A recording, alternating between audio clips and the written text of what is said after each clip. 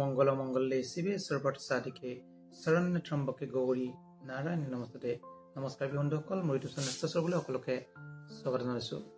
আজি মই বৃশ্চিক ৰাশিৰ বিষয়ে জন্মটো কেনে যাব চমুকৈ আলোচনা কৰিম, যেটো অলপ দেৰিয়া হৈছে।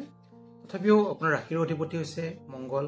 মঙ্গল বহি আছে নৱম স্থানত আৰু দ্বিতীয় স্থানৰ অধিপতি হৈছে বৃহস্পতি। বৃহস্পতি বহি আছে অষ্টমত আৰু যদি চোৱা যায় পঞ্চমত বহি আছে ৰাহু আৰু শনি, ষষ্ঠত শুক্ৰ, সপ্তমত ৰবি আৰু বুধ, অষ্টমত বৃহস্পতি, নৱমত যেটো মঙ্গল, দশমত চন্দ্ৰ, একাদশত কেতু। এনেকৈয়ে ৰাশিফলটো আৰম্ভ হৈছে। যেটো ৰাশিৰ অধিপতি আপোনাৰ মঙ্গল বহি আছে নৱম স্থানত। নৱম স্থানত যেতিয়া ৰাশিৰ অধিপতি এটা বহে তেতিয়া কিন্তু বহুত ভাল ফল প্ৰদান কৰে। কিন্তু এটা বস্তু চাব লাগিব যে আপোনাৰ ৰাশিৰ অধিপতি মঙ্গল কিন্তু নিজ হৈ আছে, বৰ্তমান 2-3 মাহৰ পৰা নিজ হৈ আছে। গতিকে এই নিচস্থ মঙ্গলৰ কাৰণে বৃশ্চিক ৰাশিৰ জাতক জাতিকাসকলৰ বহুত ভাল ফল পোৱা নাই। কাটা চিঙা, দুখ পোৱা, খুন্দা খোৱা, এক্সিডেণ্ট, এইবিলাক মানে সৰু সুৰা হৈ থাকিব পাৰে। গতিকে এইবিলাক যদি কাৰোবাৰ হৈ আছে, সকলোৰে ৰাশি একে নহয়, সকলোৰে লগ্ন একে নহয়, ডিগ্ৰীবিলাকো একে নহয়, তথাপিও ৰাশি হিচাপে অলপ হ'লেও তেনেকুৱা ফল পাই থাকিব পাৰে।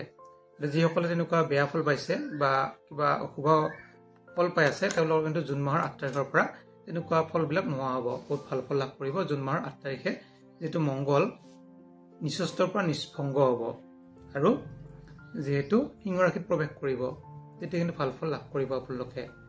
আমি যদি চাওঁ ধনস্থান, টকা পইচাৰ ক্ষেত্ৰত অধিপতি হৈছে বৃহস্পতি। বৃহস্পতি বহিছে অষ্টম স্থানত আৰু বুধৰ গৃহত। যিহেতু বৃহস্পতিৰ শত্ৰু বুধ, অষ্টমত বহিলে কি হয়, স্বাস্থ্যৰ কিছু অকমান সমস্যা হয়। অষ্টম স্থান হৈছে মৃত্যুস্থান বা আয়ুস স্থান। আয়ুস স্থানত যেতিয়া ভাল গ্ৰহ এটা বহে তেতিয়া কিন্তু ভাল ফল প্ৰদান নকৰে। গতিকে আপোনালোকে এতিয়া কৈছো বৃহস্পতিবাৰে নিৰামিষ খাওক, বৃহস্পতিৰ আপোনালোকে জপ মন্ত্ৰ পাঠ কৰক, ব্ৰহ্মষষ্ঠীৰ গছৰ শিপা পৰিধান কৰক, তেতিয়া কিন্তু ভাল ফল লাভ কৰিব। ধনস্থান, টকা পইচাৰ ক্ষেত্ৰত ভাল ফল লাভ কৰিব।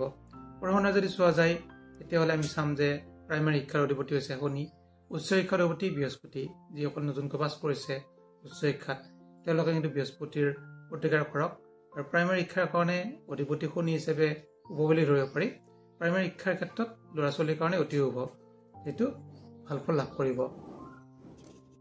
উচ্চ শিক্ষাৰ অধিপতি হৈছে বৃহস্পতি আৰু বৃহস্পতিৰ গৃহত বহি আছে শনি আৰু ৰাহু। শনি ৰাহু যদিও কিছু শত্ৰুতা অলপ আছে, তথাপিও শনি ৰাহু কিন্তু অলপ বিদেশ ভ্ৰমণ কৰায়। উচ্চ শিক্ষাত বিদেশ ভ্ৰমণ বা গধূলি পঢ়িলে বেছি ভাল ফল লাভ কৰিব, বা যদি ক'ৰবাত দূৰত যাব ইচ্ছা কৰে যাব পাৰে।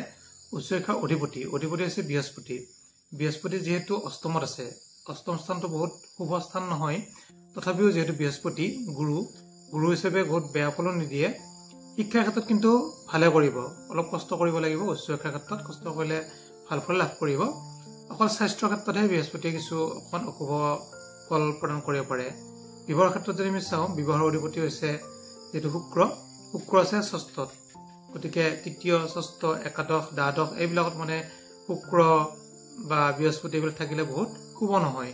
গতিকে বিবাহৰ ক্ষেত্ৰত আপোনালোকৰ ধৈৰ্য ধৰক, যিহেতু শুক্ৰ সঞ্চাৰ হোৱাৰ লগে লগে বিবাহৰ ক্ষেত্ৰত আগবাঢ়িব পাৰিব, তেতিয়া ভাল ফল লাভ কৰিব। যিহেতু বিবাহত কিছু অকণমান সমস্যা থাকিলে আপোনাৰ শুক্ৰৰ কাৰণে প্ৰতিকাৰ কৰক, শিৱ পূজা কৰা মানুহক দান দক্ষিণা দিয়ক, তেতিয়া কিন্তু ভাল ফল লাভ কৰিব। যদি আমি চাওঁ ভাগ্যৰ ক্ষেত্ৰত, ভাগ্যাধিপতি হৈছে যিহেতু চন্দ্ৰ আৰু ভাগ্যৰ ঘৰত বহি আছে মঙ্গল। মঙ্গল যিহেতু আপোনাৰ ৰাশিৰ অধিপতি, গতিকে মঙ্গল ৰাশিৰ অধিপতি হৈ ভাগ্য গৃহত বহি আছে। ভাগ্য অতি শুভ হ'ব লাগিছিলে, কিন্তু মঙ্গল যিহেতু বৰ্তমান নিজ হৈ আছে আৰু মঙ্গল আপোনালোকৰ দ্বাদশত দৃষ্টি দি আছে, পুণ্য দৃষ্টি। আপোনালোকৰ হৈছে ষষ্ঠপতি আৰু লগ্নাধিপতি মানে ৰাশিৰ অধিপতি। গতিকে ৰাশিৰ অধিপতি আৰু ষষ্ঠ অধিপতি হিচাপে ভাল ঠাইতে আছিলে, কিন্তু নিচস্থ হৈ আছে। গতিকে জুন মাহৰ 8 তাৰিখৰ পৰা কিন্তু ভাগ্য উদয় হ'ব, ভাগ্য বহুতখিনি ভাল হ'ব, তেতিয়া কিন্তু ভাল ফল লাভ কৰিব।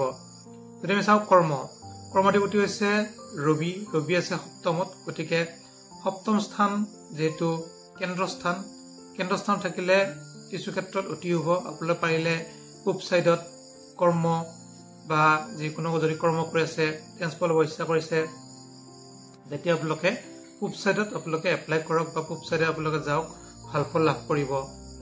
যদি আমি চাওঁ আপোনাৰ ইনকামৰ অধিপতি হৈছে বুধ আছে সপ্তমত। যিসকলে বিবাহ হৈছে, বিবাহ হোৱাসকলৰ বৃশ্চিক ৰাশি কিন্তু অতি শুভ। বিয়া হোৱাবিলাকৰ পতি পত্নীৰ ক্ষেত্ৰত শুভ ফল লাভ কৰিব।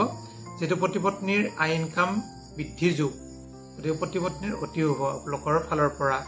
যিবিলাক বিয়া হোৱা নাই তেওঁলোকৰ বিবাহৰ কাৰণে কিছু অকণমান শুক্ৰ প্ৰতিকাৰ কৰিব। বাকী বিবাহ হোৱাবিলাকৰ কিন্তু টকা পইচাৰ ক্ষেত্ৰত বা পতি পত্নীৰ স্থানটো অতি শুভ।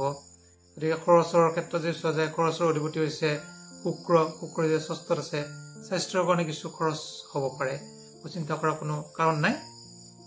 জুন মাহৰ 8 তাৰিখৰ পৰা অতি শুভ। বৰ্তমান শুক্ৰ কিছু অশুভ, পাৰিলে শুক্ৰৰ কাৰণে প্ৰতিকাৰ কৰিলে আপোনালোকৰ ভাল ফল লাভ কৰিব। আৰু যদি কিবা সুধিবলগীয়া থাকে আপোনালোকে সুধিব পাৰে। ধন্যবাদ।